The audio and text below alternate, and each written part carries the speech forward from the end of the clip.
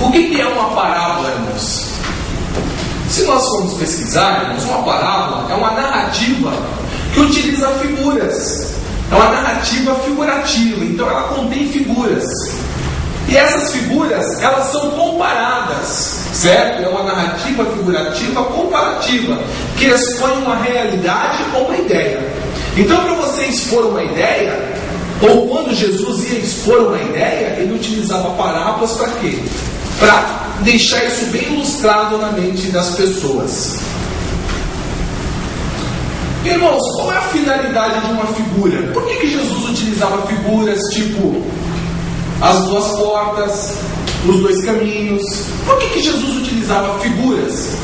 Irmãos, a figura, ela acaba ilustrando uma ideia.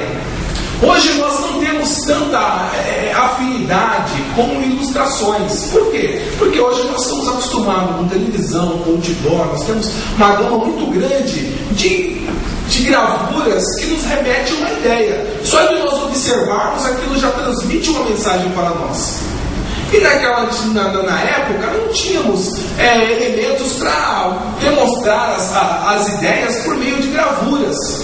Então a ideia era ilustrada com uma figura. Isso ficava muito mais fácil para transmitir a ideia.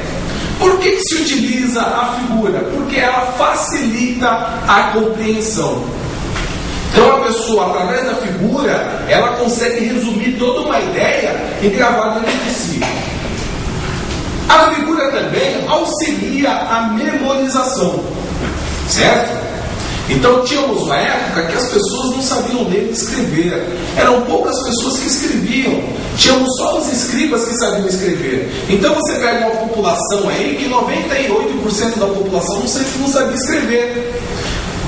Precisava se recorrer aos escribas. Então, se Jesus chegasse lá e colocasse uma mensagem expositiva, como geralmente é feito hoje, as pessoas iam terminar aquela exposição e ia para casa e não ia lembrar nada. Agora, quando você estabelece figuras, isso fica claro, fica seguro na mente das pessoas. É por isso que Jesus anunciou a mensagem e muito tempo depois os discípulos puderam transcrever. Por quê? Porque a maioria das suas mensagens utilizavam figuras. Amém? E por que se utiliza uma figura? Por que se utiliza uma figura? Por quê? Porque era uma questão de observação diária. Quando Jesus falava, olha, as duas portas, toda vez que a pessoa fosse sair de casa, ele abriu uma porta. Quando ele chegava em casa, ele abriu uma porta. Quando ele chegava no templo, ele viu uma porta. Então isso estava sempre remetendo ao ensino daquele homem que operava milagres. Então Jesus às vezes não saía da cabeça das pessoas, por quê? Porque Jesus operava milagres. Mas o mais importante de Cristo era a sua mensagem. Então quando a pessoa olhava, vou abrir a porta de casa, puxa, Jesus falou sobre a porta estreita. O que ele quis dizer com isso? A pessoa ia para o templo, tinha lá o pórtico do templo, ele se deparava com a porta. Puxa, Jesus falou que tinha a porta larga. Então isso estava sempre remetendo àquilo que Jesus ensinava. Então esta é a função de uma figura.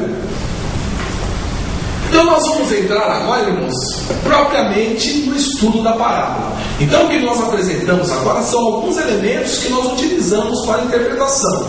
E agora nós vamos analisar a parábola que Jesus contou à multidão.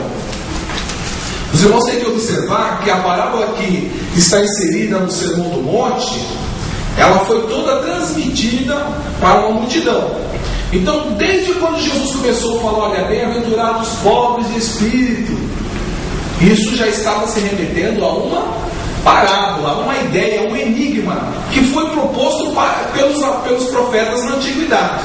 Se os irmãos pegarem aí os Salmos, se os irmãos pegarem aí o profeta Isaías, a maioria das vezes eles estavam falando bem-aventurado, felizes, ditosos aqueles que servem ao Senhor. Então quando Jesus abre a parábola, a multidão, ele começa bem-aventurado, ou seja, aí já está inserido uma parábola enigmática. Por que eu sou bem-aventurado?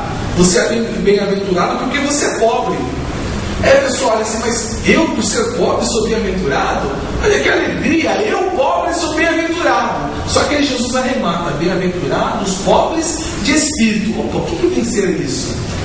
Eu pobre, mas não de dinheiro, pobre de espírito, aí sim eu serei bem-aventurado. Então, dentro desta frase já há um enigma, porque Jesus nada lhes falava sem utilizar parábolas. Então Jesus coloca: olha, entrai pela porta estreita. Por que devo entrar pela porta estreita? Qual é o motivo? Qual é a necessidade de se entrar pela porta estreita? Jesus apresenta dois motivos. Primeiro, porque larga é a porta, e espaçoso o caminho que conduz à perdição, e muitos são os que entram por ela. Olha, são muitos que entram por esta porta larga. Jesus fala: olha, entrai pela porta estreita. Por quê? Porque estreita é a porta e apertado o caminho que conduz à vida, e poucos há que a encontrem. Há poucos que encontram esta porta estreita. Então, irmãos, a parábola ela nos apresenta 4 figuras. Então nós temos a porta estreita, a porta larga, o caminho estreito e o caminho largo. Temos 4 figuras estampadas nesta parábola, e nós temos que descobrir o que significa essas 4 figuras. Então nós vamos começar, irmãos, por aquela mais fácil, que todo mundo consegue dar uma resposta. Quem é a porta estreita? É muito simples, não é? Quem é a porta estreita? A resposta é simples, olha, a resposta é bem conhecida: Jesus. Todo mundo diz que Jesus é a porta estreita. Por que as pessoas dizem que Jesus é a porta estreita? Eu sou a porta. As pessoas remetem Jesus à porta estreita por quê? Porque está escrito: olha, eu sou a porta. Jesus categoricamente ele afirma: olha, eu sou a porta. Se alguém entrar por mim, salvar-se-á, ou seja, não vai se perder, e entrará e sairá e achará passagens. A primeira afirmação ali de cima, irmãos, de João 10:9, é uma afirmação pessoal: eu sou. A segunda afirmação, apesar de Jesus estar falando de si mesmo, é uma afirmação impessoal. Olha, entrai pela porta estreita, porque estreita é a porta e apertado o caminho que leva à vida.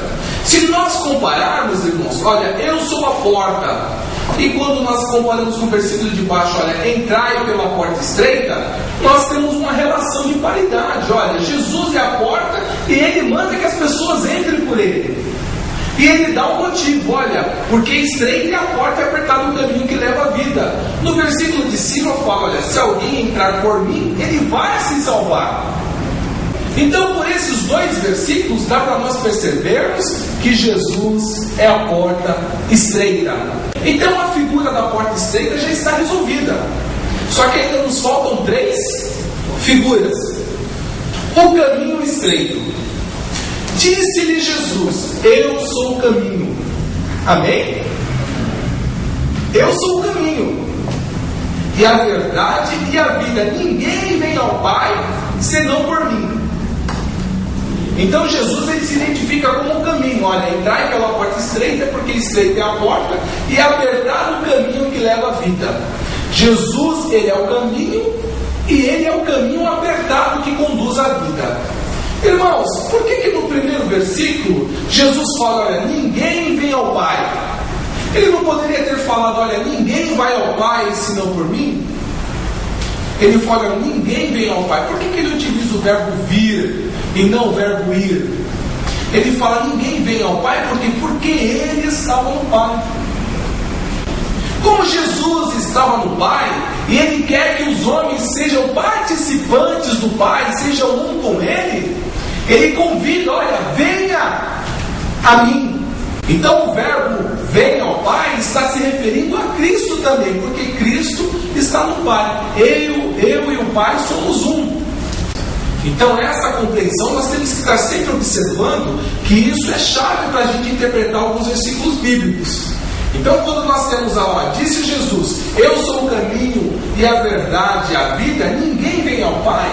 O vem nós temos que estar sempre percebendo que está referindo-se a Cristo no Pai. E todos os homens que vêm a Deus, ele está em Cristo e está em Deus. A porta e o caminho estreito. Olha, comparando 3 versículos, foi possível determinar que Jesus é a porta e o caminho que conduz o homem a Deus. Então nós pegando ali Mateus, que é a parábola, no capítulo 7, João 10, 9 e João 14, 6, nós conseguimos determinar que Jesus é a porta estreita e o caminho estreito. Então nós temos, irmãos, que fazer agora uma comparação, estabelecer uma comparação. Porque uma parábola, ela é figurativa e comparativa. Ela tem figuras e ela compara essas figuras. Ela estabelece um comparativo com essas figuras. Olha, o caminho é estreito e é uma figura que aponta para Cristo. Se Cristo é o caminho estreito, então o caminho largo é... Fica essa pergunta, irmãos. Se Cristo é o caminho estreito, quem é o caminho largo? O que é o caminho largo? Se Cristo é a porta estreita, o que é a porta larga? Então nós temos ali um comparativo. Olha, caminho estreito, Cristo. E agora o caminho largo? O que é o caminho largo? Irmãos, se nós formos nos socorrer de vários textos postados na internet, de vários livros, nós temos que o caminho largo são igrejas, organizações, que é o diabo, que é Satanás, que é o comportamento do homem, tudo relacionado ao comportamento é a porta larga. Se o homem bebe, se ele é um homem promíscuo, ele está na porta larga. Ele é a porta larga por quê? Porque ele faz essas coisas erradas. A porta larga é larga porque é fácil praticar as coisas que estão nessa porta. O mundo é comparado com a porta larga, o pecado é comparado com a porta larga. Mas é isso que a Bíblia diz, irmãos? Então nós temos que estar sempre questionando a Bíblia. Quando nós questionamos a Bíblia, isso não quer dizer que nós estamos duvidando dela. Quando nós fazemos questões, é que nós estamos procurando resposta para a gente chegar a um denominador comum, para a gente chegar a uma resposta segura. A porta larga, o que ou quem é a porta larga? Não há um consenso sobre a porta larga. As pessoas não sabem o que é a porta larga. As pessoas vão devagar, que é o mundo, que é o diabo, que é o pecado, que é a religião, que são inúmeras religiões, instituições religiosas. Então as pessoas elas divagam com relação ao que é a porta larga. Se você pegar alguns livros, às vezes a pessoa começa afirmando que a porta larga é o mundo, chega na metade do livro, ele muda que a porta larga é o pecado. Quando chega no final do livro, a porta larga já passou a ser as religiões. Então ele não consegue, desde o início do livro até o final do livro, apontar o que é a porta larga. Ele vai variando. Então, irmãos, agora nós vamos dar uma verificada o que é a porta larga, quem é a porta larga.